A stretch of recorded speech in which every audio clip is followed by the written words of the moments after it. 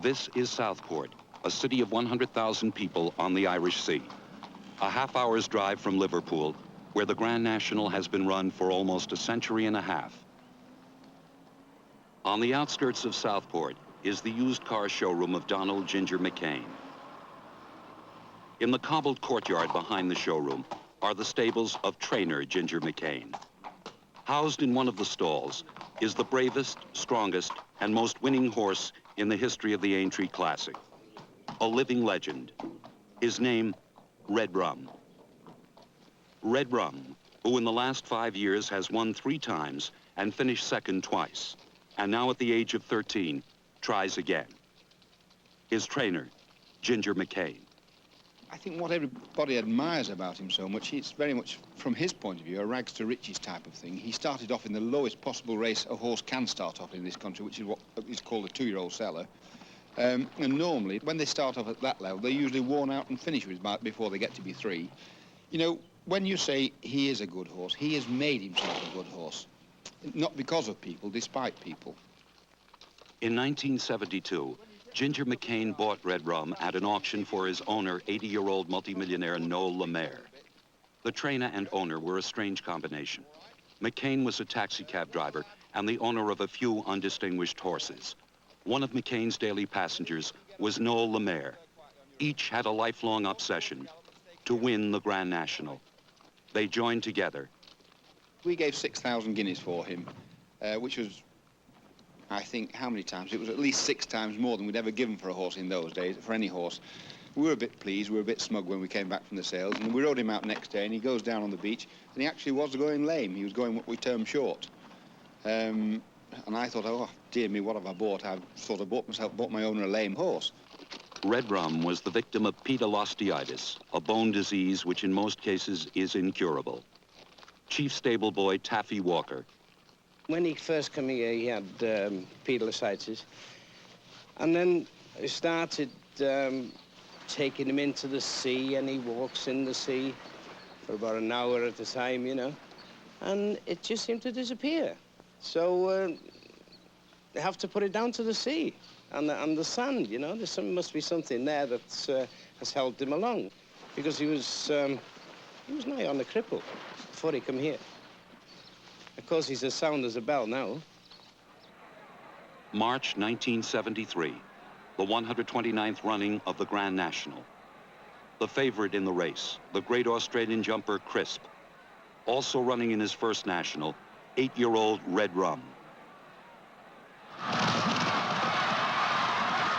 Like a cavalry charge of old, the 38 horses move toward the first of 30 obstacles they will have to jump before the finish. Jumps with nostalgic names of almost a century and a half of history. Beecher's Brook, the Canal Turn, and the majestic 15th, known only as the Chair. Ginger McCain's advice to rider Brian Fletcher: stay clear of the others until the second time around. With 3 jumps left, Crisp leads Red Rum by 30 lengths. But the top weight Crisp is carrying is starting to take its toll. Red Rum is cutting down the distance between them. Crisp is laboring as he goes over the next to the last hurdle. Now the 30th and last.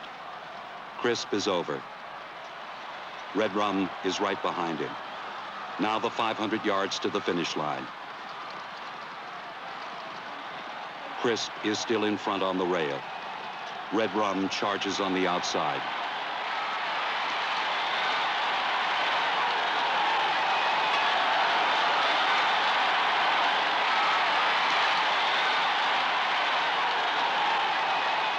Red Rum first, Crisp second. I was right on top of the stand when we beat Crisp. I think I probably have the record of being the only person to jump 3 times off the top of the stands without a parachute and not hurt myself, actually. The following year, Red Rum tries again. This time, he takes the lead early. There is just one moment of doubt, the 30th and last hurdle. Now all that is left is the 500-yard stretch run.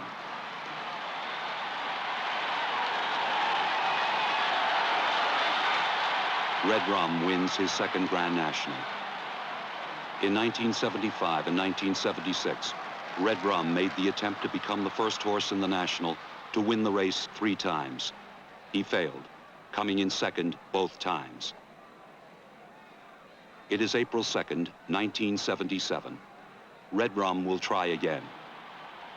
Because of a disagreement with Ginger McCain, Brian Fletcher is replaced aboard Red Rum. Tommy Stack is the new rider. One by one, the leaders go down. And as always, Red Rum stays clear of trouble. On the final jump, Red Rum takes the lead. But rider Tommy Stack still has one great fear. Coming down the wrong run-in, you saw that with such a crowd in the stands and the crowd were off the rail on the track, I thought of Devon Lock, and you think of all sorts of things.